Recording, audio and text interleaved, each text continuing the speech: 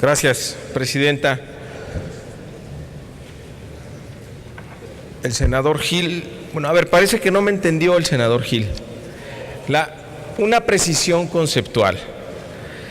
No es que se esté tratando de evadir los pasivos de Pemex.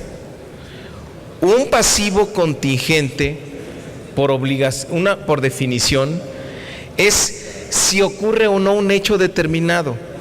¿Por qué es un pasivo contingente las que se derivan de pensiones? Porque son cálculos, porque son proyecciones hacia futuro, que tienen que ver o incluso con variables que no se pueden saber con certeza. Por ejemplo, cuántos años va a trabajar una persona, cuándo va a morir, cuánto tiempo va a durar su pensión. Por eso es una proyección estimada.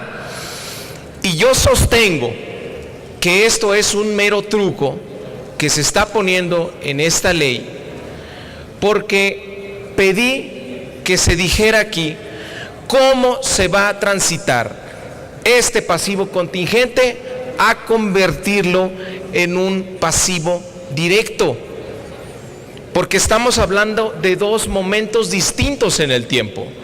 El pasivo contingente y su cálculo es una obligación que se va a generar en el futuro, es una proyección a futuro que puede o no ocurrir. Y el pasivo directo, pues en este momento, digámoslo muy coloquialmente, pues tienes que firmar el cheque. Entonces, esto no puede ocurrir, es una promesa que se hace en el aire. ¿Para qué? Lo dice claramente el artículo transitorio, para obligar y provocar, se dice de manera opcional, el traslado hacia un sistema de ahorro para el retiro. Yo no planteé que Pemex no se haga responsable de su pasivo. Yo dije que hay otras opciones también y que las Afores no son la única, que podría, si ya van a contribuir los trabajadores de Pemex para sus fondos de pensiones, pues no los mandemos a las Afores, que son un sistema que están fracasando para lograr tasas de reemplazo, pensiones dignas al momento de la jubilación.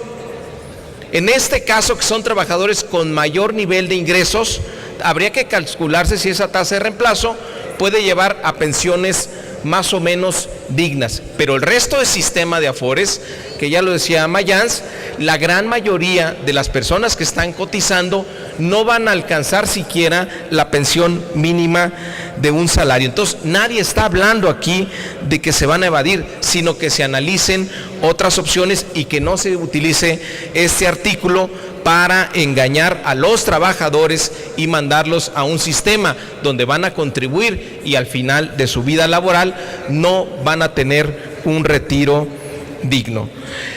También en algunos países ya se han dado cuenta que llevar la contabilidad exclusivamente de la deuda directa los puede llevar a tener grandes sorpresas.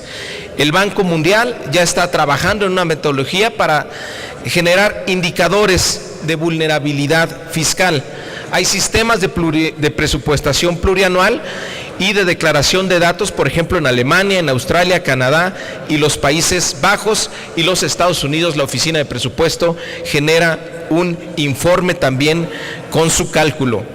Yo propuse aquí, lo reitero, que hagamos ese indicador para México, un indicador de sustentabilidad fiscal que nos permita analizar la sostenibilidad, porque no existe un indicador equivalente, adecuado, generado por una institución de México.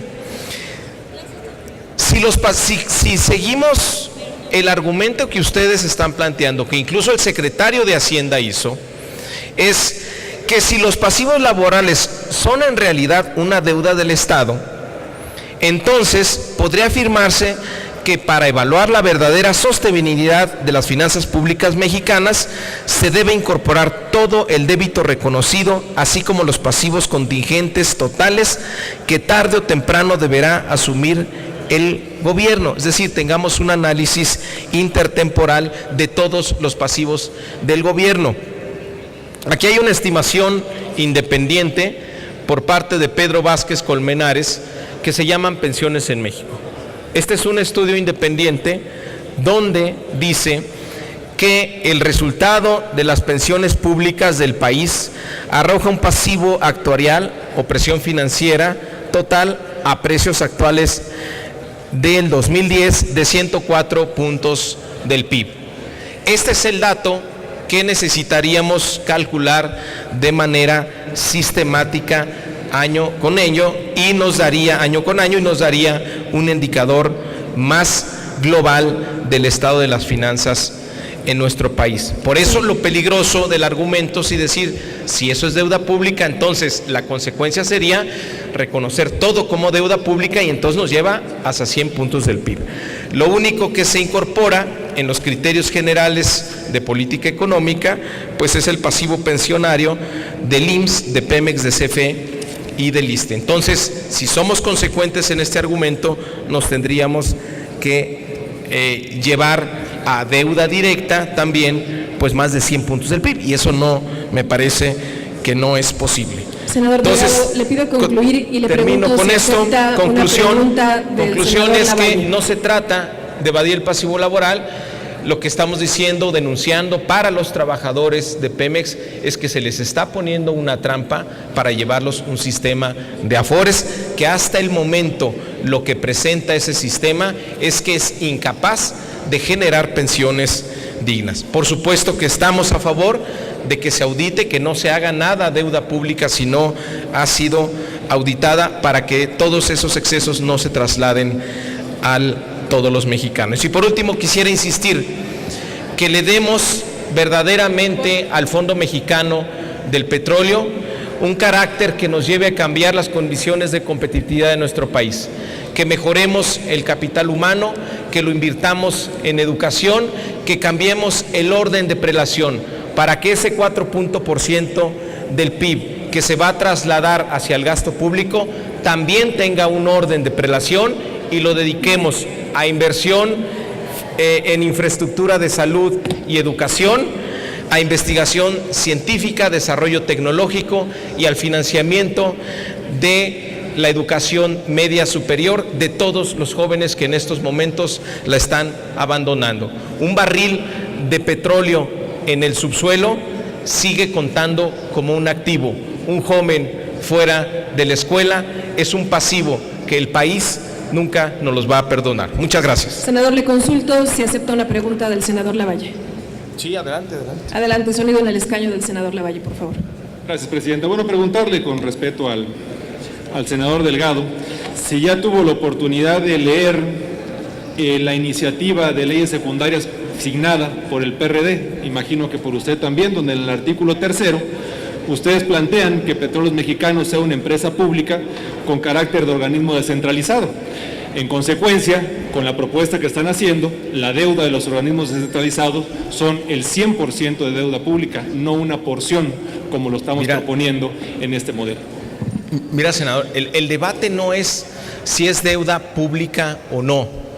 El debate es cuando reconoces eso, que en este momento no podrías materializar como deuda directa un pasivo que está calculado en el futuro.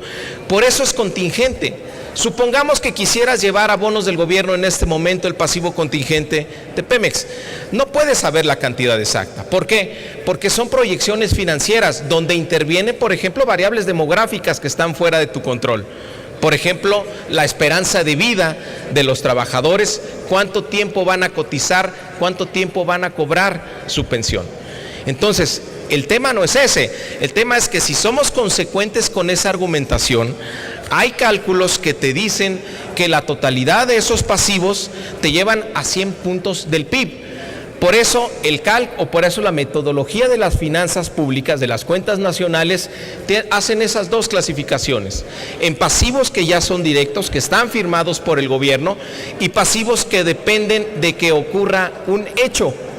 Entonces, la diferencia es que no se está tratando de evitar el pasivo de Pemex. Lo que se está diciendo es que no funcione esta redacción como una trampa para los trabajadores de Pemex para llevarlo al sistema de Afores, sin que se evalúe las consecuencias que van a tener estos trabajadores y que sin que se evalúen otras opciones. Hagamos un régimen en Pemex con contribuciones, pero que sea un sistema solidario, con edades adecuadas para que sea sustentable. El tema es caer en la trampa de que es blanco y negro, de que se queda como está o te vas a las Afores. Ese es el punto de definición y esas son las propuestas que hemos hecho en esta tribuna. Muchas gracias.